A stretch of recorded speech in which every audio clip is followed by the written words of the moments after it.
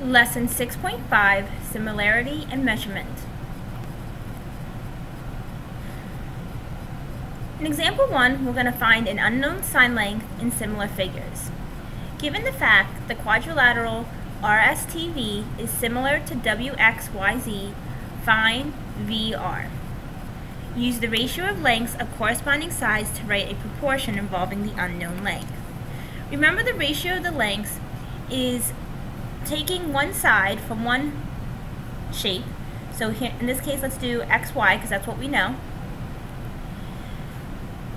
and setting it over the equivalent or the corresponding, side.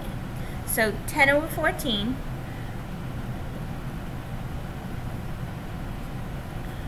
which is also equal to 15 and x. So we set up a proportion. Now we solve this proportion. Then we can use our cross products. 14 times 15, 10 times x. Divide by 10. 21 is the unknown side.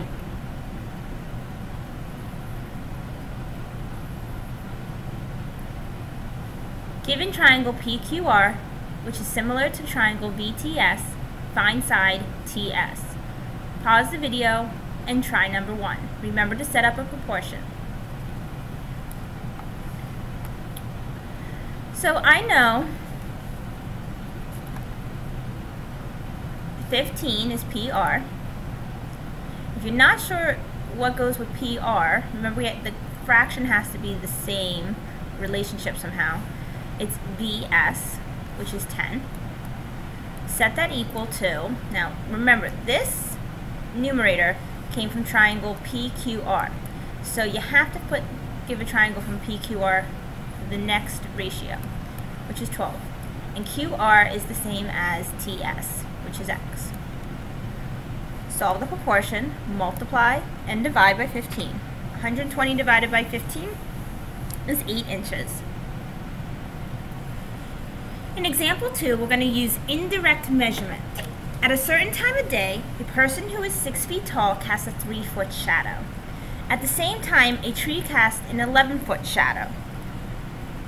The triangles formed are similar. Remember, similar means that they're the same shape, just not the same size. Find the height of the tree. So here's going to be my tree.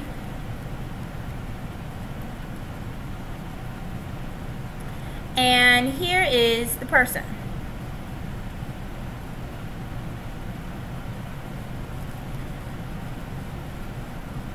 The person is 6 feet tall, and the shadow is 3 feet. And here's the shadow coming off the person.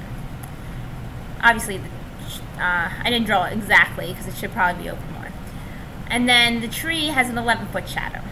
So you can measure the shadows, but you're not going to be able to measure the tree. So that's why we use indirect measurement. The height of the tree over the height of the person, because they're both height, equals the length of the tree's shadow over the length of the person's shadow. So we're setting up a proportion. We don't know the height of the tree. We know 6 is the height of the person, 11 is the shadow for the tree, and 3 is the shadow for the person. Use your cross products. 66. Now we divide by 3. 22 is the height of the tree. In example 3, use algebra and similar triangles to find an unknown side. Given triangle ABC, which is similar to triangle DEC, find BE. Okay, now this is 2 triangles overlapping, so you have to think of them as 2 triangles. There's the bigger triangle on the outside, and here it is, A, B, C, and the smaller triangle in the inside, D, E, C. We're trying to find BE. Here's what we know. We know the side AB, and we know side AB is corresponding to side DE. Other things we know is that in the triangle ABC, we can find side BC, and that's from here to here, and we know side EC is 30. So let's set it up. AB is 24, DE is 16. Actually, before we do that, just so you know, BC is actually BE plus EC. So use that fact. So again, AB is 24, DE is 16. BE is X plus 30 over EC 30. Again, do you see how they got the BE plus EC? Because BC is the entire BE plus EC. So this is X plus 30.